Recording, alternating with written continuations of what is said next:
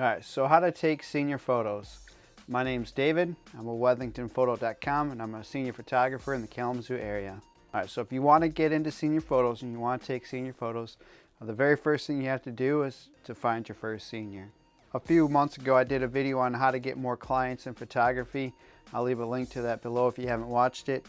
But starting off, you're going to do free work. That's just what you have to do, especially today when everybody has a camera and everybody's a photographer. People can get really good photos with their cell phone. So if you're looking to get into the photography world, especially seniors, just do it for free. Reach out to a friend, reach out to a family member, put a post on social media if you can't find anybody immediately. More often than not, you will find somebody that will be able to or will be willing to work with you and let you take their senior photos. So the very first thing you have to do is to find your first senior. Don't worry about anything. Just find the first one or two and do it for free. So once you get your senior, you're going to move on to the second step, which is to pick a location. In my experience, more often than not, the senior almost always asks the photographer, me, where to get their senior photos taken. They'll give an idea of, I want Country Meadows or I want the city, and then as the photographer, you have to let them know some options available to them where they'll be suitable for them to get the photos. So my recommendation to you, if you're getting into senior photography, is just to keep a list of every place you've shot. I actually have a Google Sheets where I keep track of all the seniors I've worked with, and in each one of those sessions I put in there where I photographed them at, so I can keep a list of every place I've worked. That way I can go back to it later if I run out of ideas or if anybody asks. On my website and on this channel here, I did a video on where to get senior photos taken. I'll leave that link below too, just to help you out, especially if you're in Kalamazoo. I got some spots up there. If you're in Arizona, I'll be asking you in a couple of years, or Colorado. My wife says we're moving to Colorado, but anyway, I don't want to live in Michigan. Pick your location, and as a photographer, especially if you're reaching out, you should probably have a good idea of where you want to shoot anyway. I'm sure there's a park in your area that you can go to that almost everybody goes to. So and just have a spot available. Have two spots for when the senior asks where to shoot. One with a city, one with a park. That way they got some options. All right, so step number 3, you got your senior, you got your location. Now you're on the location. We're not going to talk about the prep or anything like that. Just grab your camera and go shoot. You're just going to go have fun. You got to dial in your settings. Hopefully at this point you're familiar with the camera, but one of the worst things we can do as photographers, and I'm guilty of it all the time, is taking a photo and immediately looking at the back of the camera. It's so much better to get the settings and to just forget about it. Just shoot, have fun. You'll get a lot better flow with the senior. You'll feel better. You won't feel as uncomfortable. And then you're also taking a bunch more photos as well. So if you're taking them, and you can get 10 photos, where if I take a photo and then look, I'm already down like 3-4 photos just by that extra time and going back.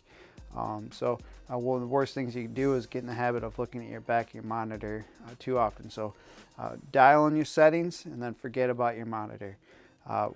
For the settings, if you are not in manual, if you're not in manual control yet, I would recommend Aperture Priority. Aperture Priority, you set the aperture. So for us, if you're using a variable lens, set it to 3.5. 3.5, 5.6 is a variable standard, I think. But you're going to set it to the lowest one on the variable aperture as you can, 3.5. Don't go any lower than 3.5. And if you have a prime lens or a fixed aperture, I'd still recommend to set your camera to Aperture Priority and dial in the aperture to 3.5, 3.6, whatever the technical number is. The fourth step with senior photography is the posing. Once you get into senior photography, you'll realize that there are some kids that are very good at posing. That's natural to them. If you are working with a senior that is good at posing, you can tell that they like it, they enjoy it, they're good at it. Just let them do it. No need to adjust anything. Just Let them be them. They're going to have fun. You're going to be having fun too. It's not going to be so stressful. The senior's going to have fun and not feel so cooped up. So if they're good at posing, just let them pose. Then on the other spectrum, you'll run into kids that aren't good at posing, which is probably the normal. Most kids aren't going to be really good posing. A description below, I'll leave a link to my posing guide. It's 8 poses between a headshot, laying down, leaning, just different ways to pose. I'll leave that down below just as a rough guide for you. But if you're working with somebody that's not natural at posing and you are not natural at coaching someone in posing, the best thing you can do is to use a wall. You can just set the senior up against the wall, and you can move them around until they look good, until they're comfortable, and then you can start shooting. And they're not going to move. Then you can stand them up and lean them against the wall. And the same thing, you can move them around until they're in a until they're in a good spot, and then you can start shooting. And they're not going to move. So if you are struggling and your senior's struggling, the best thing you can do for posing is just to find a wall and lean against it, sit against it. It'll help you get some good photos, especially as a new photographer, new senior photographer, to get some good solid photos to build your confidence. Going along with posing, smiling. When you're working with seniors, you'll find that some are good at smiling, some are not good at smiling. Not that they're not good at it, it's just they don't look natural smiling. Some people look better not smiling, some people look great smiling. When you're working with your senior, be aware of that. Some people like to, some people don't. So when you're working with them, if they are the type that do not want to smile and don't like to smile, don't force them. More often than not, it's not going to look good. But I do recommend, even in that situation, to get at least 1 or 2 of them smiling. Usually it's the guys that don't want to smile, but if you get 1 or 2 photos of the senior smiling, mom will be happy. There's probably not a mom in the world that doesn't want to see a picture of their son smiling, even if it looks a little weird. So get the ones of them smiling just to make mom happy, make the parents happy. But after that, if the senior doesn't look good smiling, don't make them smile. And on the other side, some people look super weird and uncomfortable and unnatural when they're not smiling.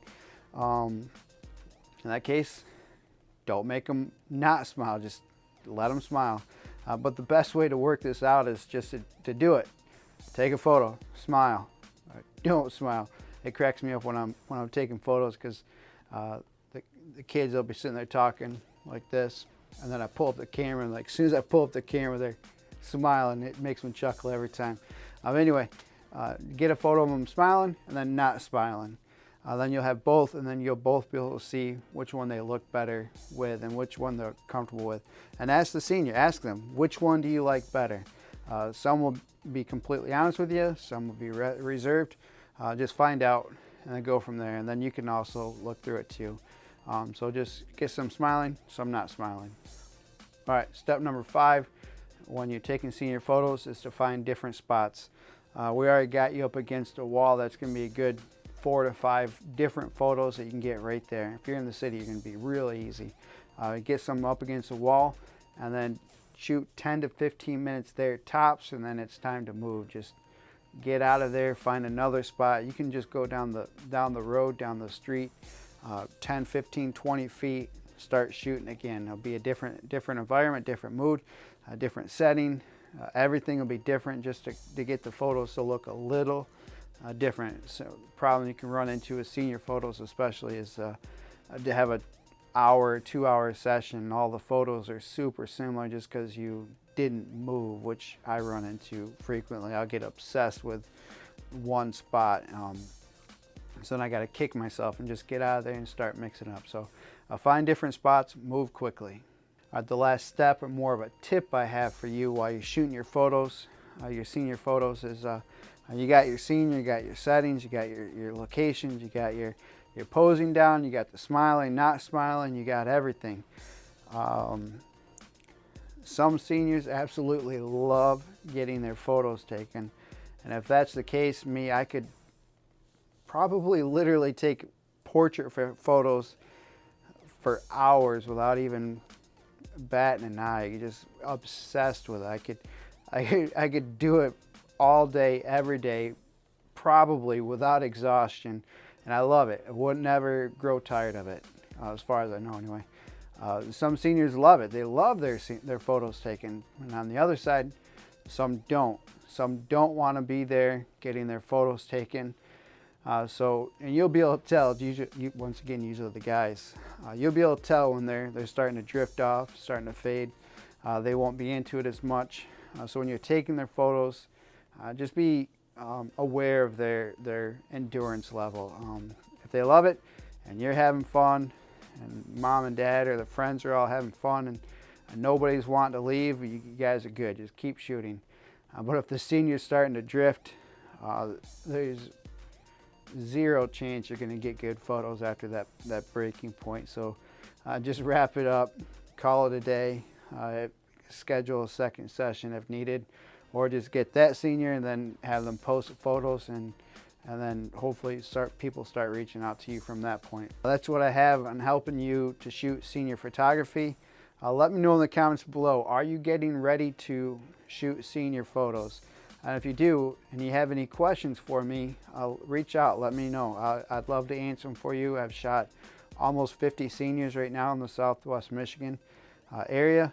I love it, I'm passionate about it. Right now I'm trying to build a business around senior photography, which is difficult to do, but anyway, that's what I'm trying to do. So if you have any questions specifically about senior photography, let me know in the comments below, and I'll get back to you or maybe do a video on it. So thank you for watching.